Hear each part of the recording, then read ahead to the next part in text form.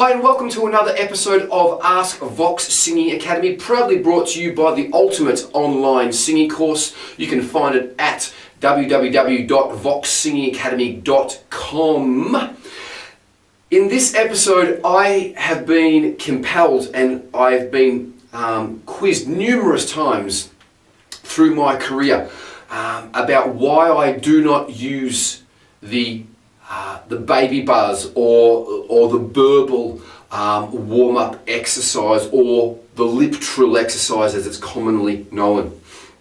So I know a lot of people are going to disagree with me here, but to be honest with you, I don't give an F what you guys think, and you guys can put in your comments, and I'd like to hear your comments.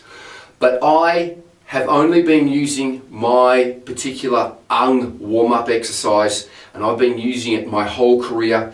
I've given it to all of my big touring singers and all of my students, and I've never had any vocal ailments with my students when they're properly warmed up with this, and then there are other scales after that as well too.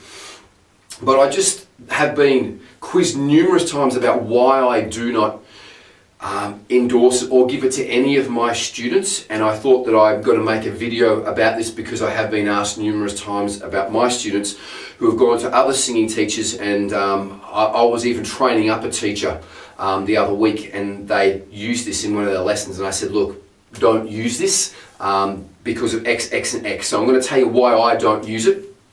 I'm sorry, I'm really sick at the moment, but I just feel compelled to do this particular video. So now I've been teaching professionally and making a living from teaching since 1993, but I've been singing way before that as well too. And I just felt that the Lip Trill or the Burble didn't warm me up properly. That was really the main reason.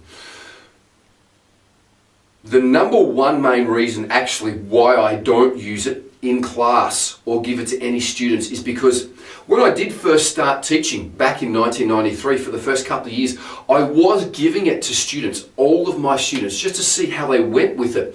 But what it did is it created, with especially more so beginners and intermediate students that were just finding and discovering their voice or learning where their voice was, what I found happened is that it created a lot of vocal problems.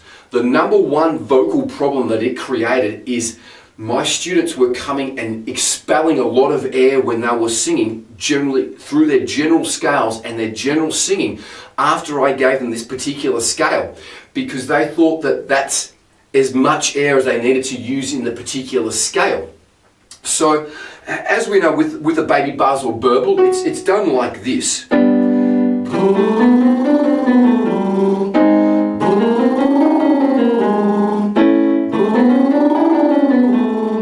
And expels a lot of air. So my students were going away and using a lot of air in their songs, a lot of air in their scales, and it would take me weeks to get them back to try to sing dry and try to sing, get them to sing art,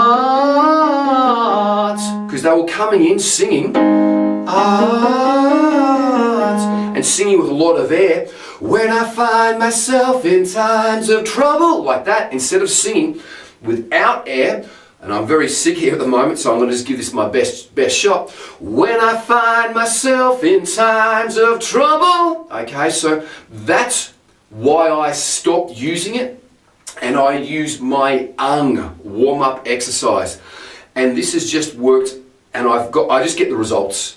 The bottom line is I get the results from this. Everyone feels warmed up. I've given this to 6-year-olds, to 60-year-olds. I've given it to every single one of my big touring guys that tour the world. And you know, last year I had In Heart's Wake. In Heart's Wake, both of the singers, and there's a clean singer and a dirty singer that screams. They pretty much toured for about 9 months of 2018. I'm pretty sure their schedule was nationally here in Australia. Then they went to Europe, and they came back and toured here nationally again. Then they went over to America, did Europe, and then they finished up touring nationally again. So they toured pretty much nearly for 9 months, and both of their voices were fine through the whole tour. So it was a really great case study to make sure that those guys, especially Jake the singer, who was doing it predominantly, at least 2/3 of the singing, was going to make it through that extensively very, very long tour. But it has never let me down. I have never, I've only ever had 9 days off for my whole singing career. And the 9 days off was when I had laryngitis. So I've always warmed up with this, and I'm really sick here today, so I'm going to warm up with this scale.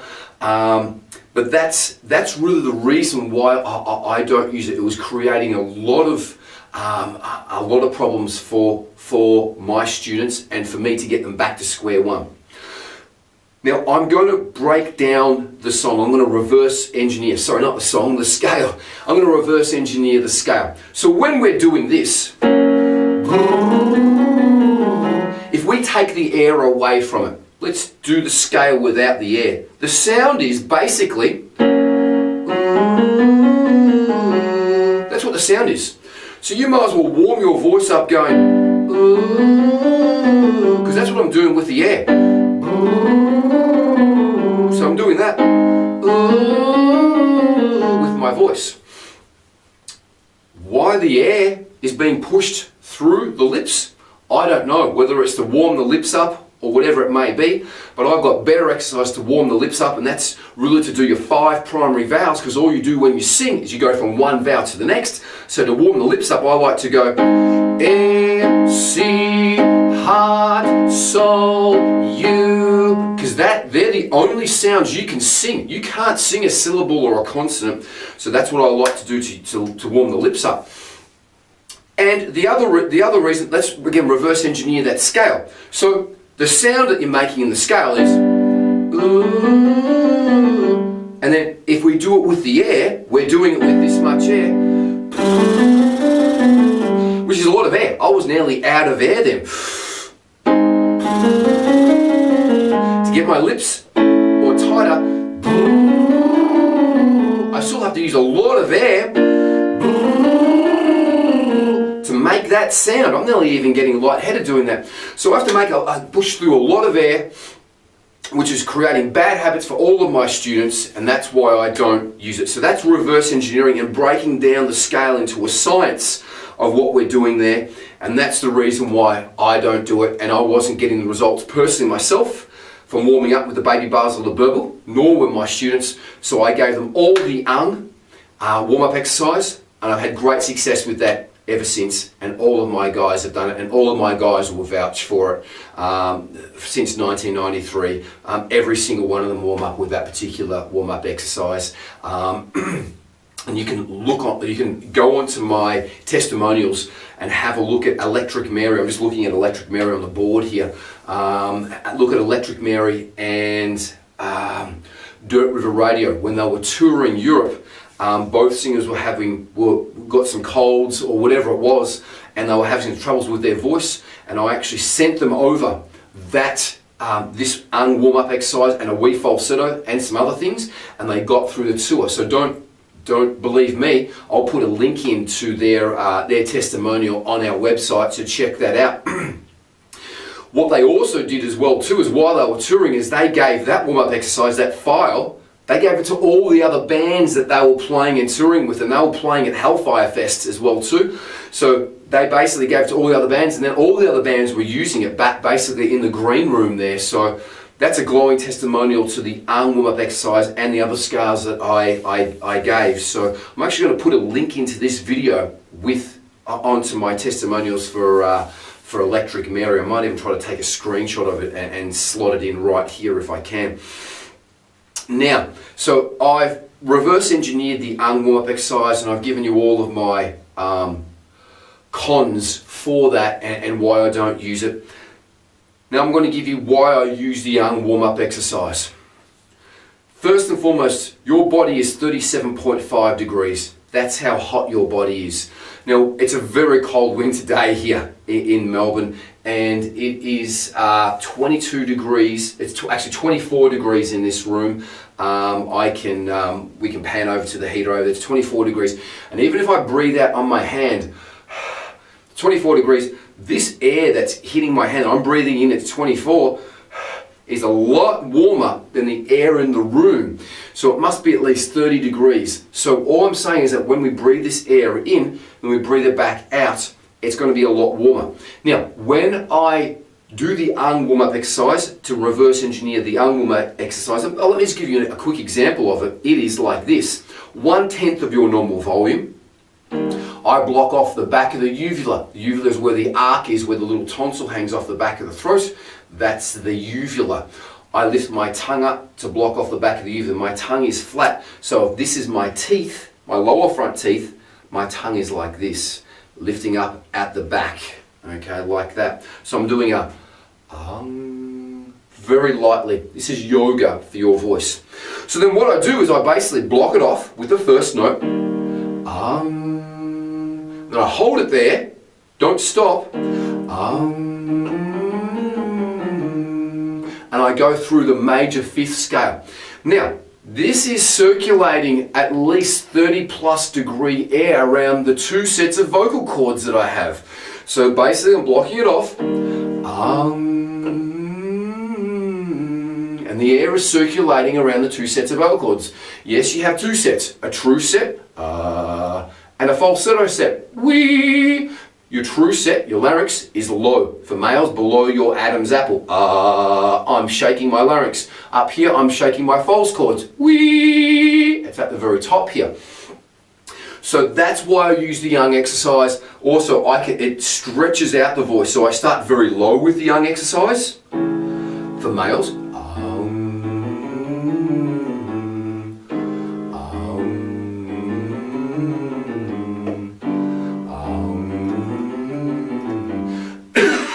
pardon me, and I finish very high. I'll go up here, and it's very light and safe. I'm very sick at the moment. My ears are blocked, I have a sore throat, I'm very congested, but it's a very safe exercise to find out how much of your voice you have. So I'm going to continue going up high here.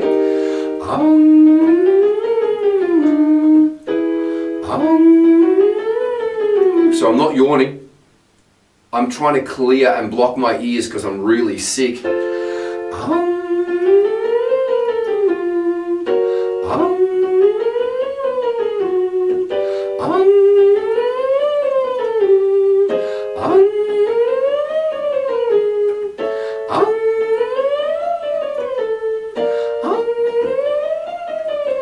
Now I've gone up to F, high F above high C then. Now, again, being sick, I will do that a couple more times. If it's colder weather, I'll do that a couple more times to warm up my entire range. But that just proves to you there, that's a really nice, relaxed exercise. Also, the baby buzz or burble, you really force the voice when you're going up higher. It's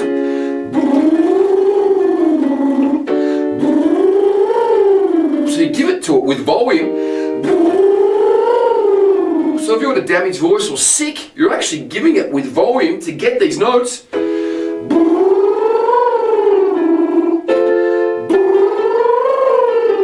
The volume that I'm doing this at, and that's as far as I can go with that exercise. I'm done. My voice won't go any further because I'm sick. Even when I try to push it, that's it. But as you can see with the exercise, I went 3.5 tones higher with the exercise. So, and it's not pushing. As I said, it's light and gentle and relaxed. Also, the exercise has a great advantage that if you're getting laryngitis, your voice will actually miss. So this is a healthy voice. This is the healthy voice sound that you will have. I'll do it very quiet. But if you're getting laryngitis, you will discover it doing this scale because your voice will miss like this.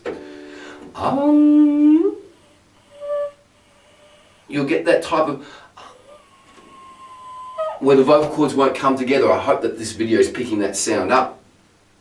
But that's also why this exercise is so good, because with the baby buzz or the burble or the lip trill, you'll actually push through that and you can go a little bit higher by pushing. But with this exercise, it will expose that laryngitis if you have it or you're getting it.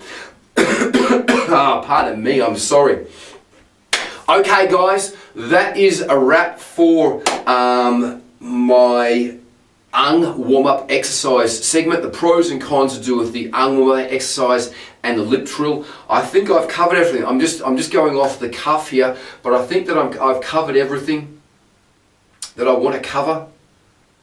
That's all I want to say. I'm just trying to think out loud, so I'm in a little bit of a mind fog because I am quite sick. But I really look forward to hearing your comments. And guys, if you want to check out this warm-up exercise, I do have it on the 5-Minute Singer Ask Vox Singing Academy YouTube channel. So check it out. It is underneath a playlist under warm-ups, vocal warm-ups. Thanks for watching, guys. I really appreciate all your support. Much love. Be good to each other. If you have any comments, please put them in the comments below. If you like this channel, please subscribe to keep up with cool videos regarding singing like this one. Much love. Peace.